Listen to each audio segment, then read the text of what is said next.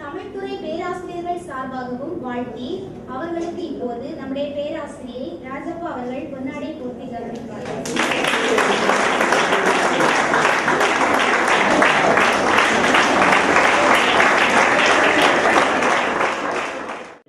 நற்றமிழே சூரியமுதே தொல்மறைகள் பெற்றவளே தொகை பொன்னே தொட்டிலே பல்கலைகள் பயின்றவளே பார்ப்புகளும் தமிழனங்கே உன்னை சிறந்தாழ்த்தி வணங்குகின்றேன். விண்வெடித்து பிளம்பு விழ கடல் குடித்து சூடாற்ற நதி வரும் முன் மணல் தரும் முன் தோன்றிய மூத்த குடியாக்கிய தமிழ் குடியுடைய தகைமைசார் ஆசிரியர் பெருமக்களே, உங்களை வாழ்த்துகின்றேன், உங்களை வணங்குகின்றேன். விருட்சங்களை தனக்குள்ளே புதைத்துக் கொண்டு விதைகள் இங்கே அமர்ந்திருக்கின்றன. சூரிய வெளிச்சங்களை தனக்குள்ளே புதைத்துக் கொண்டு சுடர்கள் இங்கே சுற்றி கொண்டிருக்கின்றன. புயலை தனக்குள்ளே பதியம் போட்டுக் கொண்டு புயலின் புத்திரர்களாகவும் புயலின் புத்திரிகளாகவும் இங்கே புறப்பட்டு வந்திருக்கின்றீர்கள். எதிர்கால இந்தியாவை தூக்கி நிறுத்துகின்ற நம்புகோள்களே, எனது அருமை மாணவ செல்வங்களே, உங்களையும் வாழ்த்துகின்றேன், உங்களையும் வணங்குகின்றேன். இலக்கியம் என்ற விழாக்கள் என்றால் இலக்கிய விற்பனர்களை அழைப்பார்கள், சொல்லாத தகை சார்ந்த தமிழ் அறிஞர் பெருமக்களை அழைப்பார்கள். ஆனால் மருத்துவர் என்னையும் அழைத்து மரியாதை செய்கின்ற உங்கள் மாண்புக்கு உண்மையிலே நான் நன்றி கடன் பட்டிருக்கின்றேன்.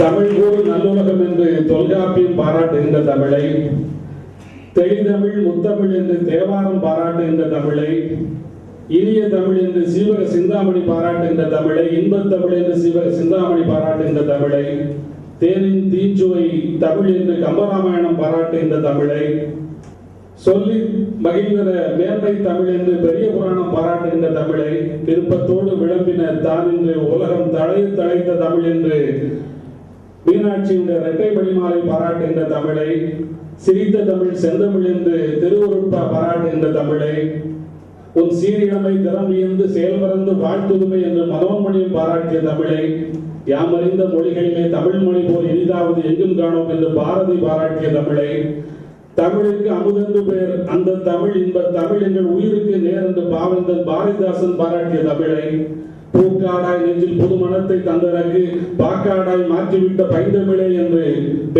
கவி பேரரசு வைரமுத்து பாராட்டிய தமிழை இந்த மாமன்றத்திலே நான் பேசிவிட்டு செல்ல ஆசைதான். ஆனால் ஆண்டாண்டு காலம் இலக்கியம் என்ற விழாக்கள் என்றால் பாரதியையும் பாரதிதாசனையும் கவிக்கோ கம்பரையும் கவி பேரரசு வள்ளுவரையும் அகநானூற்றையும் புறநானூற்றையும் கேட்டு உங்களுடைய செவிகள் சற்றே களைப்புடைந்திருக்கும் என்கின்ற காரணத்தினாலே இன்று ஒரு நாள் மட்டும் சற்றே வித்தியாசமாக போதி பரத்தையும் புத்தனையும் ஒருமுறை புரட்டி பார்த்து விடலாம் என்கின்ற எண்ணம் எனக்குள்ளே வந்தது. கவிதைகள் பழம் கவிதைகள் கேட்டு பழம் கவிதைகள் பேசி உன் காதுகளை காயப்படுத்துவதை விட கதைகள் சொல்லி உன்னை கைப்படை செய்ய வேண்டும் என்கின்ற ஆசையும் எனக்குள்ளே உண்டு. நீ நினைப்பது போல கதைகள் என்பது சொற்களின் குப்பைமேடு அல்ல. அது கடந்து போன காலங்களின் கனவுகள், அது இறந்து போன நாட்களின் நினைவுகள். உன்னால் தொட்டு வர முடியாத கடந்த காலத்தை உன் மனவிரல்கள் தூண்டுவதற்கு கிடைக்கின்ற வரம் என்று சொன்னால் அது கதைகள் தான். மனிதன் தோன்றிய காலத்திலே இந்த கதைகளும் இதிகாசங்களும் தோன்றிவிட்டன. எத்தனையோ பேர குழந்தைகளின் காதுகளில் விதைக்கப்பட்டன எத்தனையோ பாட்டிமார்களின் கதைகள். நம்முடைய சமூகம் நிலவை காட்டி சோறூட்டியது. நம்முடைய சமூகம் ஒரே ஒரு ஊரிலே ஒரே ஒரு ராஜா என்கின்ற ஒரு சொல்லை கேட்காத செவிகளே இந்த உலகத்தில் இருக்க முடியாது. ஆனால் இன்றைய சூழ்நிலையிலே காலம் மிகப்பெரிய மாற்றத்தை நிகழ்த்திவிட்டது. ஏனென்றால் குடும்பங்களிலே கதை சொல்வதற்கு பாட்டிமார்களும் இல்லை, அதை கேட்பதற்கு உனக்கும் பொறுமை இல்லை என்கின்ற காரணத்தினாலே புத்தன் இங்கே போதை மரம் எங்கே என்கின்ற தலைப்பில் ஒரு ஜென் பௌத்த கதைகளை மட்டும் உன் செவி வழியில் விதைத்து விட்டு செல்ல நான் ஆசைப்படுகின்றேன். பௌத்த கதைகள் சொல்ல போகின்றேன் என்று சொல்கின்றானே, இவன் மதம் பற்றி பேசி நம்மை மதங்களிலாக மாற்றி விடுவாரோ என்கின்ற அச்சம் உங்களுக்கு தேவையில்லை. இவன் ஆன்மீகம் பற்றி பேசி நம்முடைய ஆன்மாக்களை சலனப்படுத்தி விடுவாரோ என்கின்ற அச்சமும் உங்களுக்கு தேவையில்லை. ஏனென்றால் நீ பௌத்தனா, நீ இந்துவா, நீ கிறிஸ்தவனா, நீ முஸ்லிமா என்று உரசி பார்ப்பது என் நோக்கம் அல்ல. நீ ஒரு மனிதனா என்ற ஒரு கேள்வியை கேட்டுவிட்டு அதற்கு விடை காண்பதற்காகத்தான் இன்று இங்கே நான் வருகின்றிருக்கின்றேன். இலக்கியம் என்று சொல்வது உன்னை சாந்தப்படுத்த வேண்டும். இலக்கியம் என்று சொல்வது உன்னை ஒருமுகப்படுத்த வேண்டும். இலக்கியம் என்று சொல்வது உன்னை மீண்டும் மீண்டும் உயிர்த்தெழ செய்ய வேண்டும். இப்படிப்பட்ட இலக்கியங்களிலே இது பௌத்த இலக்கியம் என்றும், இது இந்து இலக்கியம் என்றும், இது கிறிஸ்தவ இலக்கியம் என்றும், இது முஸ்லிம் இலக்கியம் என்றும் பிரித்து பார்ப்பதிலே எனக்கு உடன்பாடில்லை. இப்படிப்பட்ட இலக்கியங்களை இது மேற்கத்திய மரபுசார் இலக்கியம் என்றும், கிழக்கத்திய மரபுசார் இலக்கியம் என்றும், ஆசிய மரபுசார் இலக்கியம் என்றும் பிரிப்பதிலும் எனக்கு உடன்பாடில்லை. அதனால்தான் இன்று இந்தியாவிலே தோன்றி சீனாவிலே வளர்ந்து ஜப்பான் முதலிய நாடுகளிலே கொடிகட்டி பறந்து கொண்டிருக்கின்ற இந்த சென் இலக்கியத்தை பற்றி உன்னோடு உரையாடிவிட்டு செல்ல நான் ஆசைப்படுகின்றேன். சென் இலக்கியங்களை பற்றி நீ தெரிந்து கொள்வதற்கு முன்னால் சென் இலக்கியத்தினுடைய தோற்றத்தையும் அதனுடைய அடிப்படையும் நீ புரிந்து கொள்ள வேண்டும். ஏனென்றால் விதைகளை அறியாமல் விருட்சங்களின் விலாசங்களை நீ தேட முடியாது. ஏனென்றால் விதைகளை அறியாமல் நீ விருட்சங்களின் விலாசங்களை நீ தேட முடியாது. உனக்கெல்லாம் கேள்விப்பட்டிருப்பீர்கள் 7ஆம் அறிவு படத்திலே போதி தர்மர் என்கின்ற ஒரு பல்லவ மன்னன் தன்னுடைய குருவாக புத்தனை ஏற்றுக்கொண்டு அவன் கொள்கை வழி நடக்கின்றான். தமிழகத்திலே இருக்கின்ற காஞ்சிபுரத்திலே பிறந்த அந்த பல்லவ மன்னன், பல்லவ வம்சத்திலே வந்த 3வது மன்னன், அவன் பௌத்தம் கோட்பாடுகளை பரப்புவதற்காக வடக்கு நோக்கி பயணப்படுகின்றான். 3-4 ஆண்டுகள் பயணப்பட்டு அவன் சீனாவை அடைகின்றான். சீனாவை அடைந்த பிறகு 9 ஆண்டுகள் அவன் சுவரை பார்த்துக் கொண்டே தியானம் செய்து கொண்டிருக்கின்றான். எங்கே தான் தூங்கி விடுவேனோ என்ற அச்சத்தில் தன்னுடைய இமைகள் 2ஐயும் கத்தரித்து தூர எறிகின்றான். அந்த இமைகள் விழுந்த இடத்திலே 2 தேயிலை செடிகள் முளைக்கின்றன. அதனால் தான் தேயிலை அருந்துவதால், தேநீர் அருந்துவதால் நமக்கு தூக்கம் வருவதில்லையோ என்கின்ற ஒரு நம்பிக்கை சீனர்களிடம் உண்டு. அப்படிப்பட்ட போதி தர்மரை பார்ப்பதற்காக ஒரு சீடன் வருகின்றான். தினந்தோறும் வருகின்றான், மாதங்கள் தோறும் வருகின்றான், வருடங்கள் தோறும் வருகின்றான். அவன் எதுவுமே பேசுவதில்லை. ஒரு நாள் அந்த சீடன் கேட்கின்றான், குருவே, இன்று நீ எனக்கு போதிக்கவில்லை என்று சொன்னால் என் கைகளை வெட்டி எரிந்து விடுவேன் என்று சொல்கின்றான். அதை போல வெட்டியும் எரிகின்றான். அதற்கு பிறகுதான் போதி தர்மர் திரும்பி பார்க்கின்றார். அதற்கு பிறகுதான் அவர் போதிக்கவே ஆரம்பிக்கின்றார். அந்த போதி தர்மர் முதலாக சீனாக்கு செல்கின்ற பொழுது அந்த நாட்டின் எல்லையிலே அந்த துறவியை வரவேற்பதற்காக மன்னன் பரிவாரங்களோடு தலையிலே கிரீடத்தோடு நின்று கொண்டிருக்கின்றான். போதி தர்மரோ தன்னுடைய காலிலே ஒரு செருப்பையும் கையிலே ஒரு செருப்பையும் வைத்துக் கொண்டு நடந்து சென்று கொண்டிருக்கின்றார். அதை பார்த்த மன்னனுக்கு மிகப்பெரிய ஆச்சரியம். மன்னன் கேட்கின்றான், துறவியே, போதி தர்மரே, என் காலிலே போடுகின்ற செருப்பை நீ தலையிலே வைத்துக் கொண்டிருக்கின்றாய் என்று. அவன் சொன்னான், ஓ அப்படியா என்று கேட்டுவிட்டு அந்த செருப்பை எடுத்து தன்னுடைய தலையிலே வைத்துக் கொண்டான். மன்னனுக்கு இன்னும் ஆச்சரியம். உடனே போதி தர்மர் சொன்னார், மன்னா, உன் தலையிலே இருக்கின்ற கிரீடம் உன்னுடைய கர்வத்தின் அடையாளம், என்னுடைய தலையிலே இருக்கின்ற செருப்பு என்னுடைய தாழ்மையின் அடையாளம் என்று சொன்னான். அப்பொழுதுதான் நான் உணர்ந்து கொண்டேன், தேசங்கள் கடந்து சென்றாலும் தமிழரின் ஞான செருக்கு ஒரு நாளும் ஒழிவதில்லை. தேசங்கள் கடந்து சென்றாலும் தமிழரின் ஞான செருக்கு ஒரு நாளும் ஒழிவதில்லை என்பதை அங்குதான் நான் உணர்ந்து கொண்டேன். சென் என்றால் என்ன, சென் எதை போதிக்கிறது என்கிற கேள்வி உன் மனதுக்குள்ளே எழலாம். சென் என்பது சென் ஏனென்றால் இந்த கேள்வி உனக்குள்ளே எழவும் வேண்டும். ஏனென்றால் மதம் என்கின்ற ஒரு மாய போர்வைக்குள்ளே மாட்டிக்கொண்டிருக்கின்ற உன்னை சித்தாந்தங்களும் மிகப்பெரிய தத்துவங்களும் உன் சிந்தைகளை செவிடாக்கி கொண்டிருக்கின்ற இந்த காலகட்டத்திலே, உன்னுடைய மனதுக்குள்ளே பல தெய்வங்கள் கூடியிருக்கின்ற இந்த காலகட்டத்திலே, இது என்ன புதிதாக ஒரு பூகம்பம் கிளம்புகின்றது, புதிதாக ஒரு புயலை கிளப்புகின்றான் என்கின்ற அச்சம் உனக்குள்ளே இருக்கலாம். சென் என்பது ஒரு சித்தாந்தமும் அல்ல. சென் என்பது சிந்தையை கொள்ளை கொள்கின்ற தத்துவமும் அல்ல. சென் என்பது ஒரு மதமும் அல்ல, அல்லது மனதை மயக்குகின்ற அபினும் அல்ல. சென் என்பது புராணங்களில் பதியம் போடப்பட்ட படைப்புகளும் அல்ல. சென் என்பது ஆன்மீக சூத்திரங்கள் குறித்த எல்லை கோடுகளும் அல்ல. அது உன்னை நீ அறிய, உனக்குள்ளே உன்னை தொலைத்து விட்டு உனக்குள்ளே உன்னை தேட சொல்லித் தருகின்ற ஒரு உன்னதமான தத்துவம். உனக்குள்ளே உன்னை தொலைத்து விட்டு உனக்குள்ளே உன்னை தேட சொல்லித் தருகின்ற ஒரு உன்னதமான தத்துவம். ஏனென்றால் சென் ஆசைகளை வெறுக்க சொல்லவில்லை, சென் அன்பை வெறுக்க சொல்லவில்லை, சென் உடலை வருத்த சொல்லவில்லை, காவி உடையும் கட்டை ஜடாமுடியும் வேண்டும் என்று இந்த சென் சொல்வதே இல்லை. இதை பற்றி அவர்கள் பேசுவதே இல்லை. ஏனென்றால் நீ கேட்கலாம், எனக்குள்ளே என்னை எப்படி தொலைப்பது, எனக்குள்ளே என்னை எப்படி தேடுவது என்று ஒரு வினா உனக்குள்ளே எழலாம். ஏன் முடியாது? உன்னை நீ உணர உனக்கு யார் வழிகாட்ட வேண்டும்?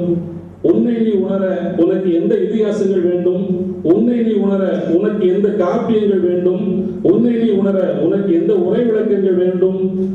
விலாசமே நீதான் என்கின்ற பொழுது, கடிதமே உனக்குத்தான் என்கின்ற பொழுது, எழுதுகின்றவனும் நீதான், ஏற்கின்றவனும் நீதான் என்கின்ற பொழுது, உனக்கு எதற்கு தபால்காரன், உனக்கு எதற்கு தபால்காரன்? இதுதான் ஜென்னினுடைய அடிநாளம், இதுதான் ஜென்னினுடைய மூலம், இதுதான் ஜென்னினுடைய ஆணிவேர். இப்படிப்பட்ட சென் இலக்கியங்களை 3 வகையாக இலக்கிய கர்த்தாக்கள் எல்லாம் பிரிக்கின்றார்கள். ஜென் கதைகள் என்றும், ஜென் நீதி கதைகள் என்றும், ஜென் கவிதைகள் என்றும் பிரிக்கின்றார்கள். இதிலே இந்த ஜென் கதைகளை பற்றி நாம் பார்க்கின்ற பொழுது, அந்த நீதி கதைகளை பற்றி பார்க்கின்ற பொழுது, உனக்குள்ளே உண்மையையும் உண்மைக்குள்ளே உன்னையும் தேடி தருகின்றதுதான் இந்த ஜென் நீதி கதைகள். உனக்குள்ளே உண்மையையும் உண்மைக்குள்ளே உன்னையும் தேடச் சொல்வதுதான் இந்த ஜென் நீதி கதைகள். ஏனென்றால் நாம் எதிர்பார்க்கின்ற உலகம் வேறு, நாம் ஏற்றுக்கொள்கின்ற உலகம் வேறு, ஆனால் எதிர்படுகின்ற உலகம் வேறு. இந்த முரண்பாடுகள் தான் நம்மை பிரச்சனைகள் என்கின்ற ஒரு சிறைச்சாலைக்குள்ளே நம்மை சிக்க வைத்து விடுகின்றது. அதனால் தான் உண்மையை தேடு என்று சொல்கிறது. அது ஆன்மீக உலகமாக இருந்தாலும் சரி, அது அறிவியல் உலகமாக இருந்தாலும் சரி, பொருளாதார உலகமாக இருந்தாலும் சரி, இல்லது அரசியல் உலகமாக இருந்தாலும் சரி, எதில் இருந்தாலும் உண்மையை தேடு என்று சொல்வதுதான் ஜென் இலக்கியங்கள். ஏனென்றால் ஜென்னை பொறுத்தவரை உலகம் என்பது வெறுமைகளாலும் சூன்யங்களாலும் நிரம்பியது. உலகம் என்பது வெறுமைகளாலும் சூன்யங்களாலும் நிரம்பியது. அதை சின்ன சின்ன பொருட்களாலும் சின்ன சின்ன பெயர்களாலும் உன்னுடைய சின்ன சின்ன அசைவுகளாலும் நீதான் நிரப்பிக் கொண்டிருக்கின்றாய். அதனால்தான் உண்மையான உலகிற்கும் உனக்கும் மிகப்பெரிய இடைவெளி இருந்து கொண்டிருக்கின்றது. அந்த இடைவெளியை குறைக்க சொல்லித் தருவதுதான் இந்த ஜென்னுடைய நீதி கதைகள். ஜென்னுடைய கவிதைகள் என்று பார்த்தோம் என்று சொன்னால், வார்த்தைகளை விளக்கிய மௌனம் தான் ஜென்னுடைய கவிதைகள். வார்த்தைகளை விளக்கிய மௌனம் தான் ஜென்னுடைய கவிதைகள். ஒரு மௌன இருட்டில் ஒரு வாழை நிறைய ஒருவன் கொண்டு வந்து தருகின்ற ஒரு வெளிச்சம் தான் இந்த ஜென் கவிதைகள் என்று சொன்னால் அது மிகையில்லை. மௌனம் தான் ஜென் கவிதைகளின் ஆணிவேர், மௌனம் தான் ஜென்னுடைய அடிநாளம். ஏனென்றால் இந்த பிரபஞ்சத்தின் ஆழம் மௌனங்களால் நிரம்பியது என்றுதான் நம்முடைய வேதங்கள் சொல்கின்றன. ஆதியிலே வெறுமை இருந்தது, அது மௌனங்களால் நிரப்பப்பட்டது என்றுதான் பைபிள் சொல்கின்றது. முதலாக விண்வெளிக்கு சென்ற யூரி ககாரின் என்கின்ற விண்வெளி வீரர் சொன்னார், எழுதுகின்ற போது எழுதுகின்றார், நான் அங்கே ஒரு மிகப்பெரிய ஒரு மௌனத்தை நான் அடையாளம் கண்டேன் என்றுதான் சொல்கின்றான்.